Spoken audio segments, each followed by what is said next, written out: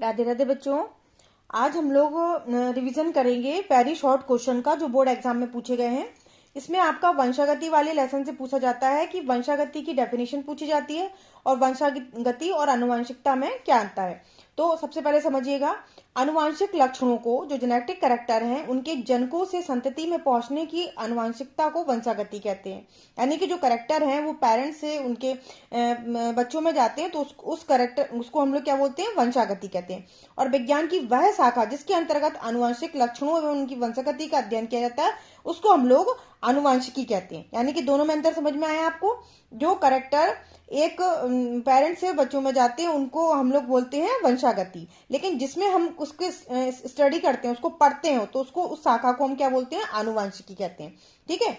Next question है, वंशागति के क्रोमोसोमवाद का सिद्धांत किसने प्रस्तावित किया, किसने दिया था ये सिद्धांत क्रोमोसोमवाद?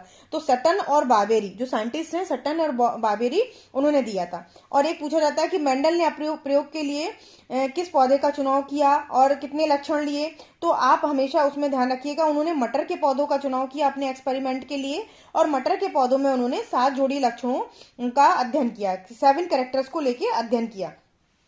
एक आपका पूछा जाता है कि अपूर्ण प्रभाविता तथा सह प्रभाविता में जीन रूपों या दृश्य रूपों का अनुपात बताइए। ठीक है। तो उसमें जो रेशियो होता है वो 1:2:1 का होता है।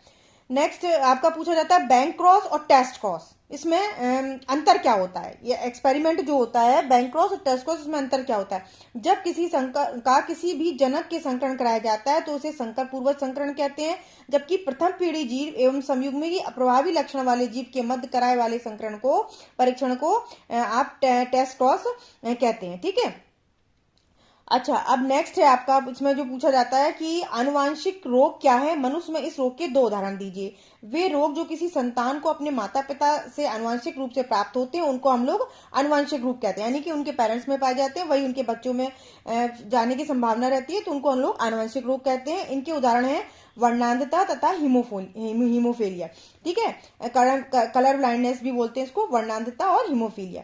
हीमोफीलिया को ब्लीडर रोग क्यों कहते हैं? क्योंकि इस रोग में चोट लग जाने या कट जाने पर रक्त का थक्का नहीं बनता, जिसके कारण रक्त लगातार बहता रहता है, इसलिए हम लोग हीमोफीलिया को जो है ब्लीडर रोग भी कहते हैं। ठीक है। तो ये कुछ इंपॉर्टेंट क्वेश्चन है, शॉर्ट क्वेश्चन है जो इसमें से पूछे जाते हैं, जो आप अच्छे से इसको ध्यान रखिएगा और आंसर्स को इसको आप अच्छे से लिख सकते हैं। ठीक है।